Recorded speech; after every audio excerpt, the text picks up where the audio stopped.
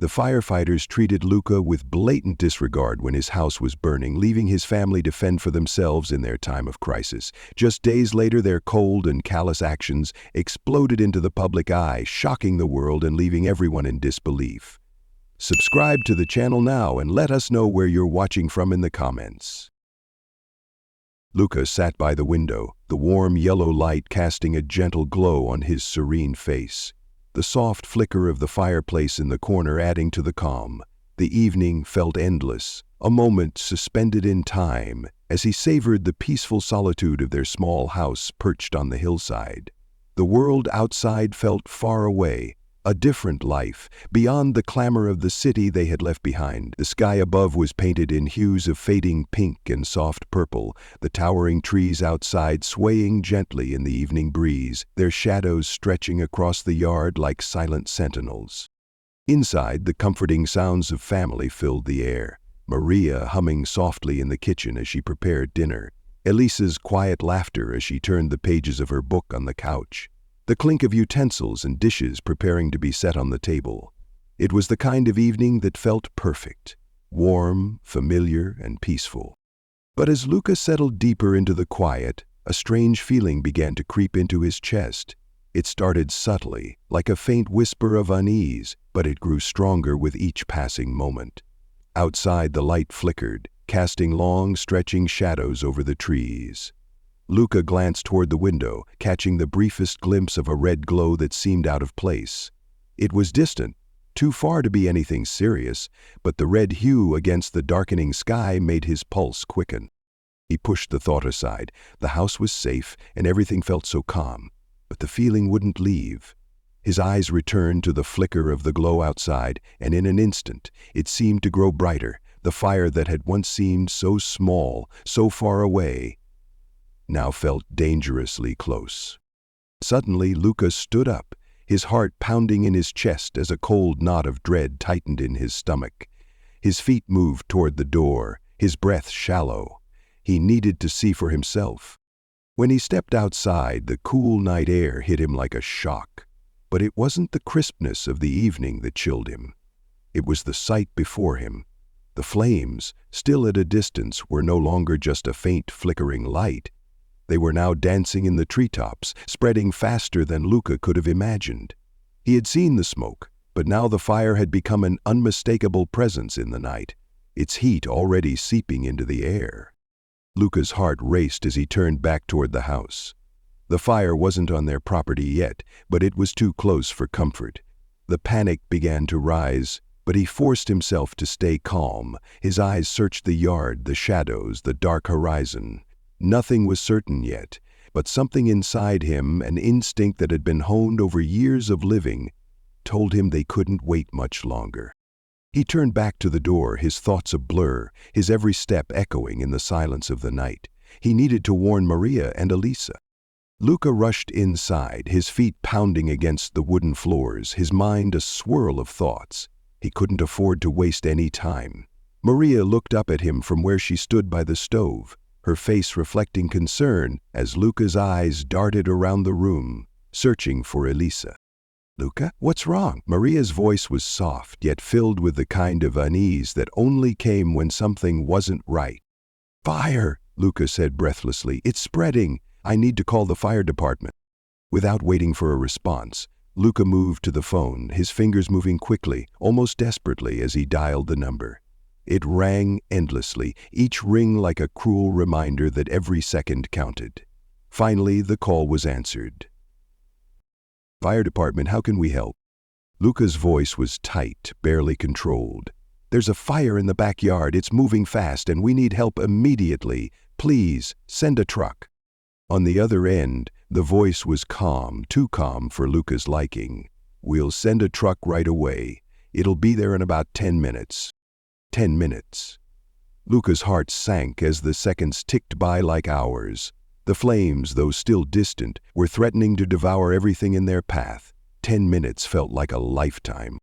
Maria was by his side in an instant, her eyes wide with fear. Elisa was huddled close to her mother, her small face pale. "We need to go now," Maria said urgently, her voice trembling. But Luca stayed frozen, his eyes fixed on the horizon, watching the fire lick the edges of the trees, each moment drawing it closer to their home.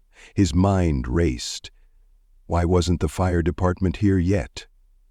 Why wasn't there anyone to stop it? His frustration mounted, his gaze shifting from the distant flames to the phone, to Maria, and back again. The fire was still a distance away, but it was moving fast, and every minute felt like a countdown. He turned to Maria, his voice barely a whisper. "Why aren't they here faster?" His words hung in the air like an unanswered question, and the uncertainty of the situation made his heart beat faster.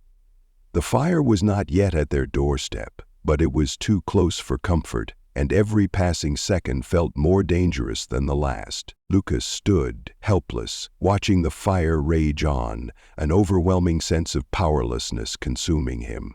Everything, the memories, the happy days with his family, seemed to be slipping away into the flames.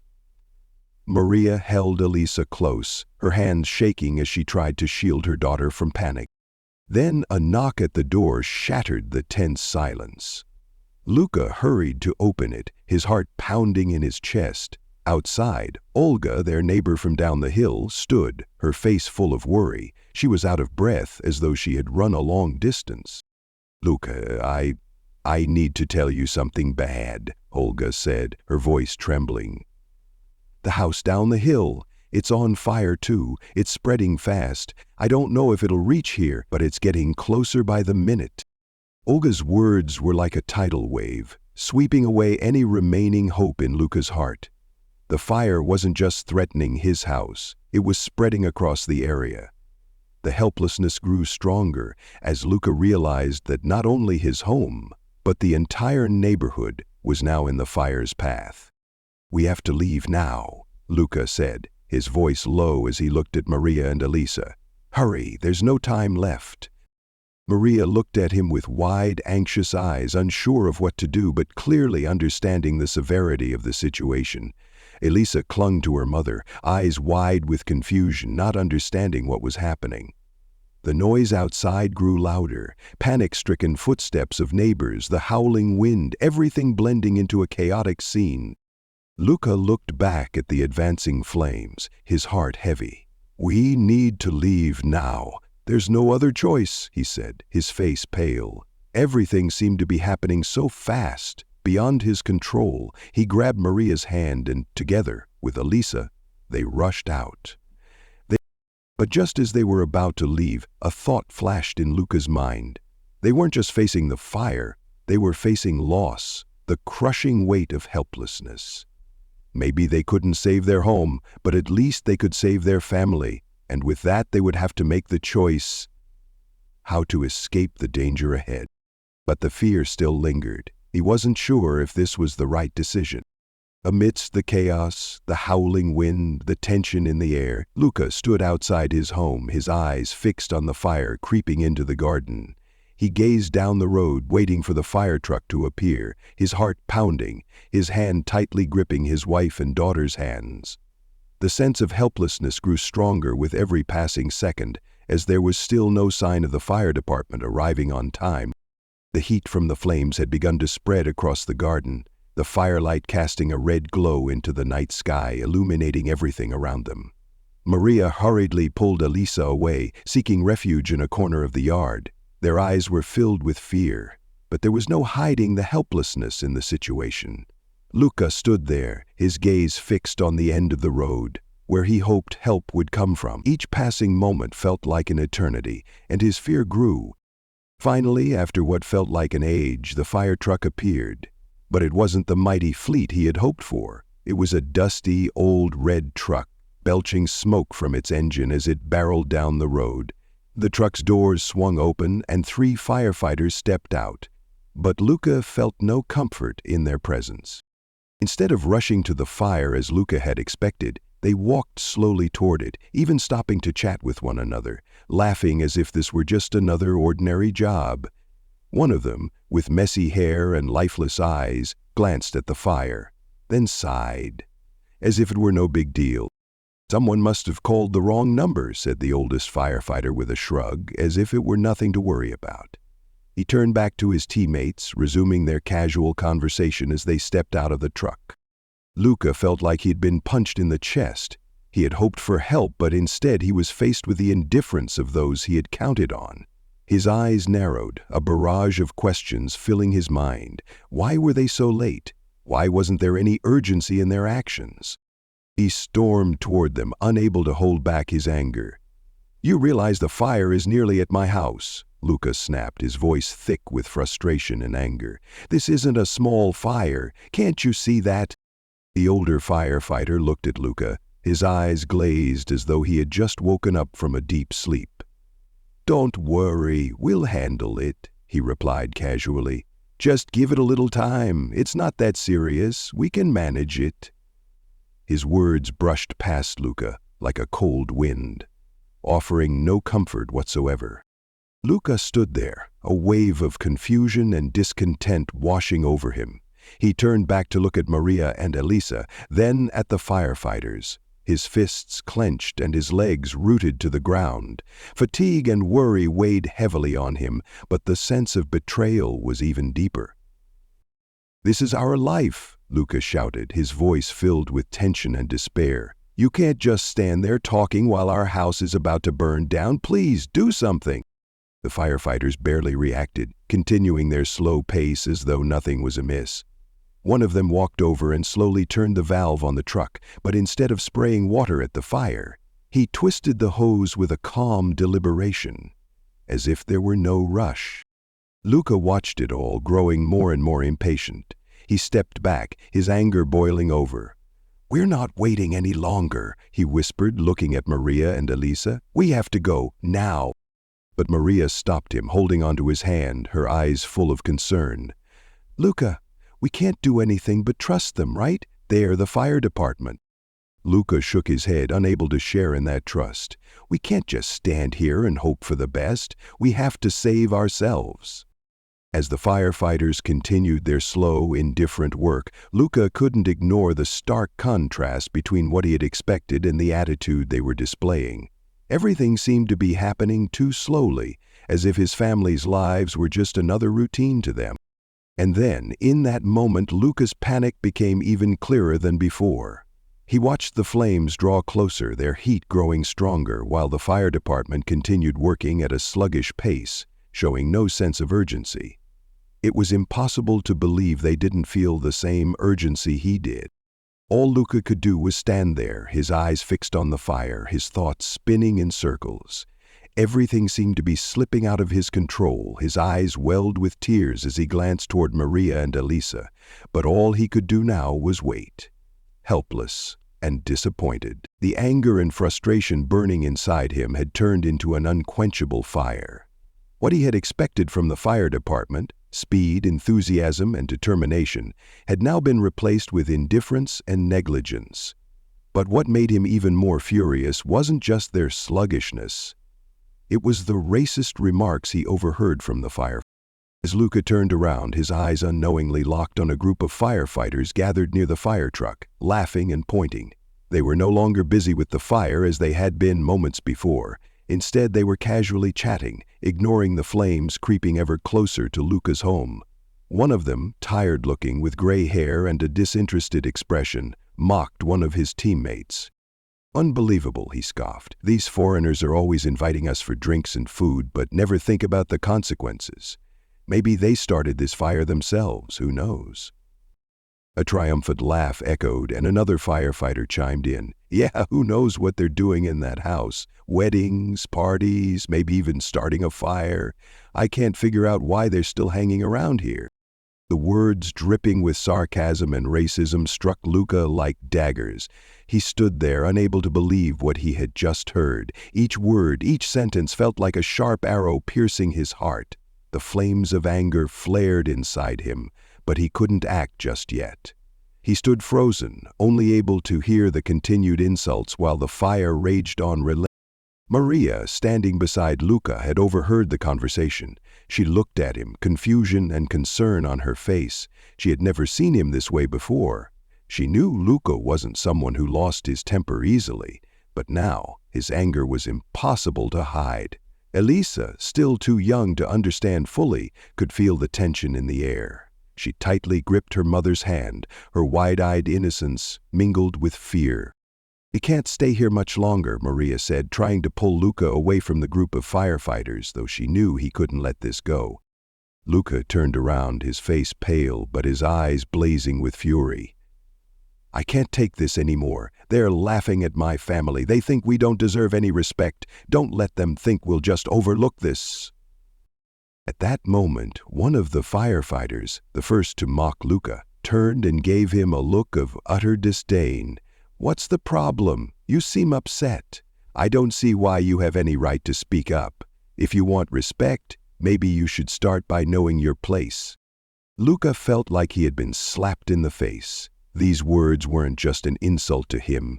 They were an insult to his entire family.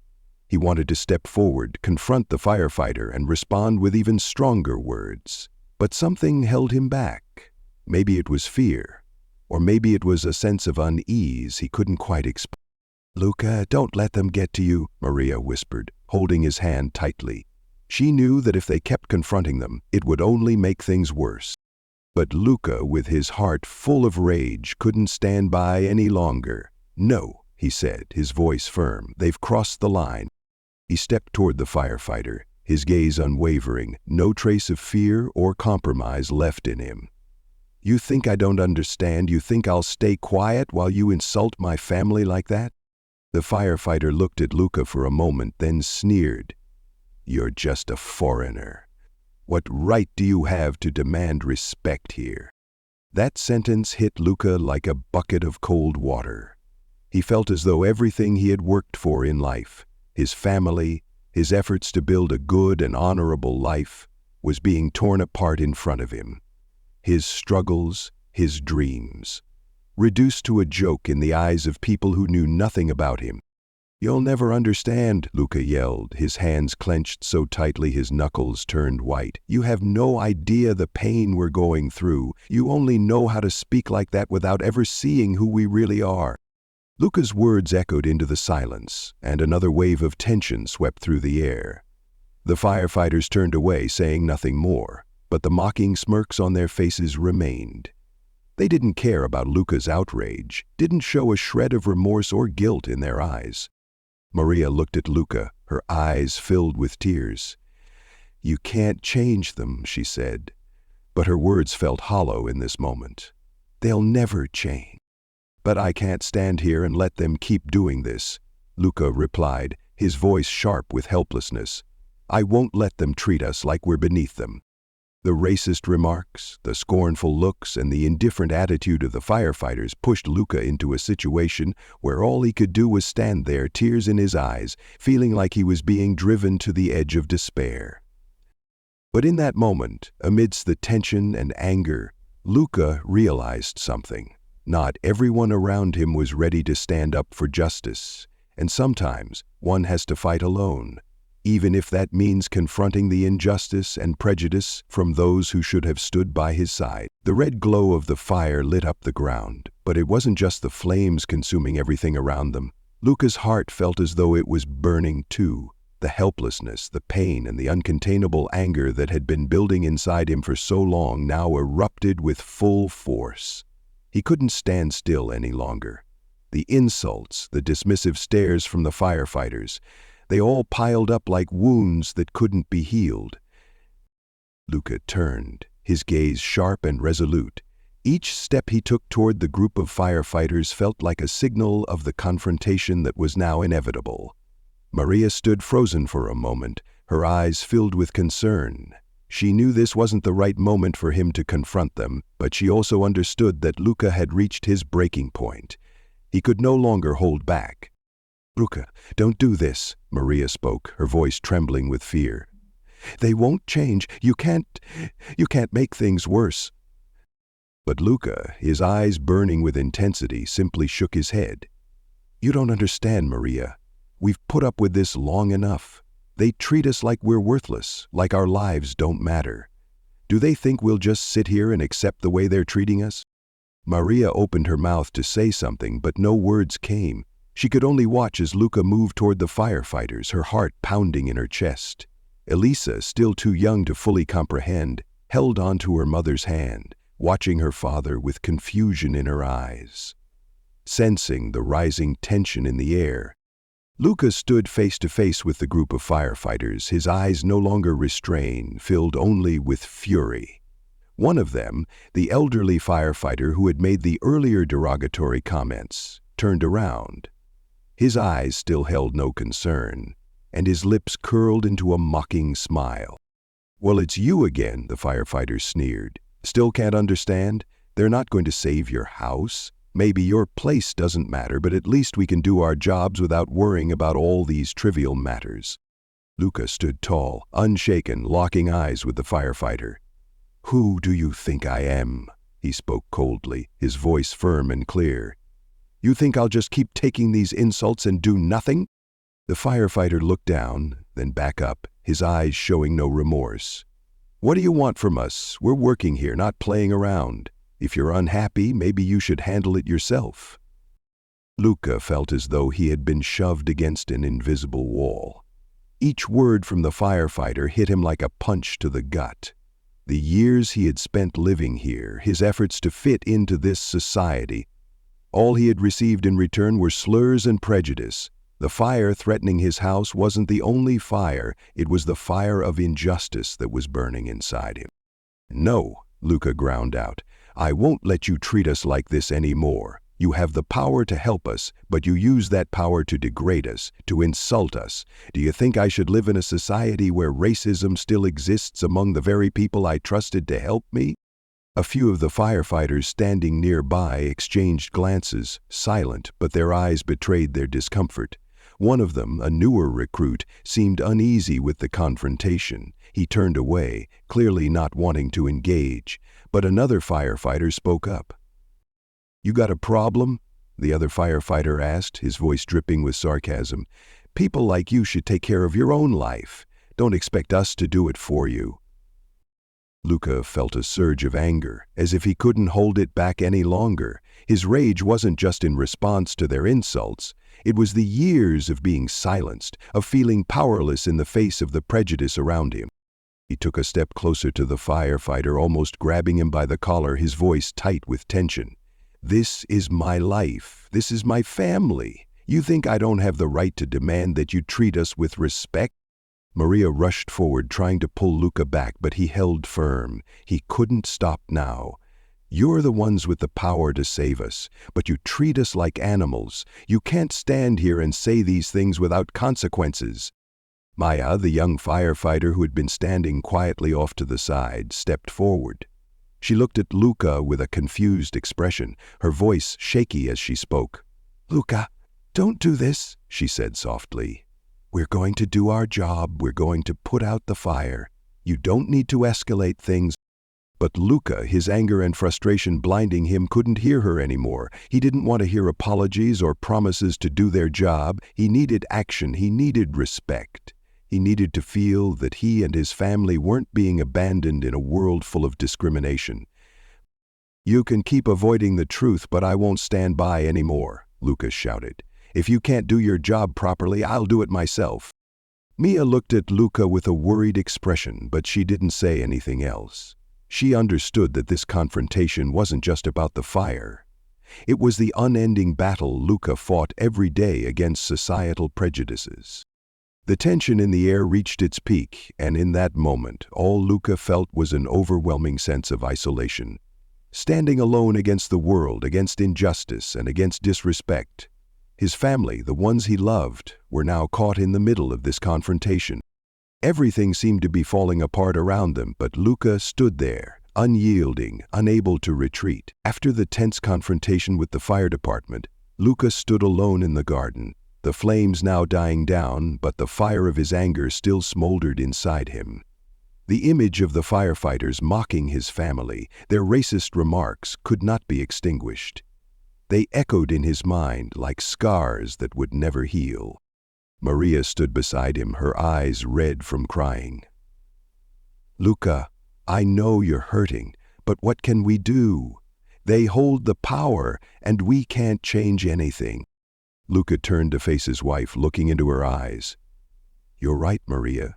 We can't change them right away. But we can do something else. We can fight. And I won't let them continue to disrespect us, not just my family, but everyone like us." Maria said nothing, her silence heavy, but in her eyes, a new sense of belief began to form. Luca wasn't the only one who felt disillusioned. Maya, one of the younger firefighters he had met during the confrontation, could not accept the indifference and discrimination displayed by her colleagues. Though an outsider to the fire department system, Maya knew the system needed to change, not only for the sake of fairness, but for the very people they were supposed to protect. One afternoon, as Luca sat in the living room, his eyes fixed on documents and files, he received a call. It was Maya. "Luca, I think I have an idea," Maya said, her voice no longer uncertain. "I know we can't change everything right away, but we can start with something smaller, something that will have a big impact." Luca listened, his eyes lighting up with hope. "And start an organization, a movement. I'll work with you to create a place where people like us, those who've been discriminated against and treated unfairly, can stand up and demand their rights. I'm calling it the Fireheart Foundation." The name was simple, but it carried deep meaning. The Fireheart Foundation wasn't just an organization to help those affected by fire incidents. It would be a symbol of the fight against racism and injustice within the fire department. Their goal was to change the negligent attitudes and policies in the fire service and, above all, bring justice to the communities they served. So, Luca felt like a fresh wind had blown through his life. He realized he wasn't alone in this fight, and Maya, despite being part of the system, stood with him, on the side of fairness and respect for humanity. With newfound determination, Luca and Maya set to work founding the Fireheart Foundation. They began reaching out to the community, especially those who had suffered from discrimination and unfair treatment in emergency services. They organized meetings, raised awareness about racial bias in the fire department, and called for leadership to make real changes. But the struggle was far from easy. They faced numerous challenges from the very start. First, there was the lack of financial resources and support. Establishing a charity required not only financial backing but trust from the community. While many people supported their cause, not everyone was willing to invest in a campaign that could challenge a powerful system. Maya, having once been part of the fire department, faced opposition from her colleagues and superiors. Many times, she was threatened or criticized for her actions. Her co-workers began to distance themselves from her, and some even labeled her a traitor. But Luca and Maya didn't let these obstacles discourage them. They persevered, continuing to hold meetings, seminars, and discussions about racial bias in firefighting. They launched campaigns to rally the public and started working with human rights organizations to push for action from authorities. Gradually, they began to see positive signs. Some firefighters who had previously been silent began attending their meetings and supporting their movement. Articles, videos, and calls for justice spread across social media, creating a wave of support from the community. Yet the biggest challenge was still ahead. Luca knew this fight wouldn't be as simple as changing a few policies or creating an organization. It was a long, difficult battle with many obstacles and temptations along the way. But he couldn't turn back. To ensure that his family and people like him would no longer have to endure racism, he was willing to do whatever it took. The fight for justice had only just begun, but Luca and Maya had taken the first steps on a long, arduous path. The video hit like a shockwave. For the first time in his life, Luca felt the raw power of technology and social media. Everything unfolded quickly once the video went public. A firefighter had secretly recorded his colleagues spewing racist remarks, mocking and insulting Luca and his family, words they'd had to endure for so long. The video was just under 3 minutes long, but it captured everything Luca and Maya had suffered. The ridicule, the indifference, and the disdain, clearly visible for the world to see. As soon as the video was posted, it spread like wildfire across social media. People began sharing it at an overwhelming pace. Posts, comments, and hashtags like "Justice for Luca," "Stop Racism in Firefighting," "Equal Respect" began to pop up, not just within the local community but across major platforms. People were shocked and outraged by what the firefighters had said and done. The image of a family being treated unjustly was no longer a private matter. It had become a social issue that everyone had to confront. Luca sat in front of the screen, his eyes glued to the non-stop stream of messages and comments. At first, he couldn't believe what he was seeing. Each message, each share from the community made his heart race with tension and confusion. But then, a strange yet powerful feeling started to rise inside him, the feeling that perhaps his struggle wasn't in vain. The community was rallying behind him, and the truth that he and Maya had fought so hard to reveal was finally being heard. Maya called him as soon as the video started going viral. Her voice came through the phone, full of excitement but tinged with a hint of anxiety. "Luca, have you seen it? The video is everywhere. People are speaking up for us. This is our chance to change everything." Luca could only sigh, feeling the weight in his chest. "Yes, but this is just the beginning. The fight has just started, Maya. We'll face so many challenges." Maya paused for a moment, then spoke with unwavering confidence. "We're not alone anymore. Let the community fight with us. The truth will win." Soon after, an official investigation was launched by the authorities. Meetings and interviews were scheduled immediately. The fire department faced severe backlash from human rights organizations, social activists, and the very citizens who had witnessed the events unfold. Journalists and major media outlets wasted no time in diving into the issue, investigating the surrounding events, and delving into the racial discrimination within the fire department. Luca and Maya's team, with the support of human rights organizations, became a crucial part of the struggle. They joined discussions with civil groups, organized peaceful protests, and called for change from the government. Every step they took was difficult, but with the community's backing, their momentum seemed to double. Luca couldn't help but feel a noticeable shift in the air. People no longer saw his story as a small, isolated incident. They were starting to rise up, demanding justice not only for his family but for all those who had endured discrimination in society. The comments on social media weren't just calling for change. They were demanding that the authorities take action. The community had found a common voice, and they were ready to fight for justice. Maya saw the profound change in the community. Once she had been just a firefighter, part of a system she knew was unjust. But now she felt part of something much larger. She participated in discussions and spoke out passionately about racism in firefighting. Her words were no longer dismissed. They were listened to and supported by many. Luca could feel that change growing with each passing day. The protests were regular, with people traveling from all over to join. An unstoppable wave was rising, and he couldn't turn away. What they were doing wasn't just about seeking justice for his family. It was a declaration that everyone deserved, but not everything was easy. Luca and Maya had to face strong opposition from those who didn't want things to change. They encountered personal attacks, threats from conservatives within the system.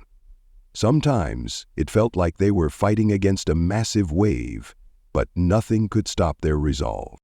One morning, Luca received a letter from a major human rights organization inviting him to a meeting with political leaders to discuss how to reform the fire department. It was a major step forward in their struggle. It wasn't just a meeting.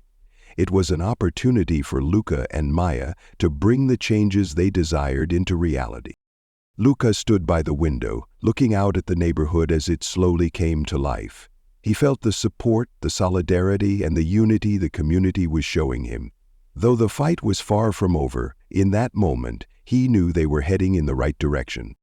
"We won't stop," Luca whispered, as a reaffirmation to himself, "because we're not just fighting for my family. We're fighting for everyone who's ever been treated unjustly." The day Luca and Maya had been waiting for had finally arrived. After months of struggle, exhaustion, and relentless chaos, the courtroom had delivered its verdict. The firefighters who had exhibited racist behavior and shown negligence in their duties were finally held accountable. Luca stood outside the courthouse, unable to believe that, at last, justice had been served. Maya stood beside him, her eyes bright yet filled with a quiet gravity. They had fought not just for Luca's family, but for a much larger community, a community that had stood with them, supported them, and called for change. The verdict was a turning point. The firefighters were convicted for their racist actions and their failure to do their jobs, which put not just Luca's family but also the community at risk. What they had done wasn't just wrong. It was a serious breach of the ethics and responsibility that firefighters are expected to uphold. A job that requires respect and accountability for all people, regardless of race or background. Luca stood there, gazing at the brilliant sunlight, but unlike before, there was no bitterness or anger in his heart. Instead, he felt a deep relief, as though a heavy burden had been lifted. All the effort, the sweat, and every weary moment of the struggle had finally paid off. Maria stood beside him, her hand tightly clasped in his. "You did it," she said, her voice filled with pride and joy. "We did it." Elisa, their daughter, ran over, her eyes sparkling. "Mom, Dad, we won, didn't we?" Luca nodded, a soft smile crossing his face as his eyes welled up with tears. "Yes, Elisa. Justice has won." But even as this victory brought a sense of restoration to Luca's family, they all knew that the fight was far from over. This trial was only the first step in changing a system that still held many deep-rooted issues. Convicting the firefighters was part of a larger story, and the work was far from complete. Maya looked toward the distance, where protests, discussions, and calls for change were still ongoing. "This is just a small victory," she said, her voice resolute. "We've made a dent in the fire department, but not everything will change overnight." Luca turned to her, his expression serious. "We'll keep fighting. Justice has been served, but real change has to start from within the system. The fire department needs more than just operational reform. It needs a fundamental shift in how it treats everyone, especially those who've been unfairly treated." Maria nodded. "There are many others like us who will continue to fight, but at least now they know we won't stay silent, and when we speak up, there are people who will stand with us." Luca took his wife's hand, feeling the strength of their partnership and love. For ourselves, for those who've been discriminated against, for everyone waiting for a chance at change. We can't stop now. As Luca's family stood there, witnessing the changes unfolding, they knew that while justice had been secured, the battle was far from finished. The valuable lessons of justice, empathy, and perseverance had laid a solid foundation for the steps ahead. They weren't just fighting for their own family, but for all those who were oppressed and voiceless in society. Maya continued to work with human rights groups and civil organizations to push for broader reforms within the fire department. She and Luca kept meeting with leaders, engaging in discussions about ensuring justice and equality for everyone. Every day they felt the overwhelming support from the community, the people who had stood with them in this struggle. They knew changing such a large system wouldn't be easy, but their persistence, unity, and belief in justice would always drive them forward. The fight might not be over, but one thing was certain. Luca and Maya would never turn back. Justice had been secured, and they wouldn't stop until true change was felt in every corner of the fire department. Hit the subscribe button, and don't forget to leave a comment so I can hear your thoughts and suggestions for future videos.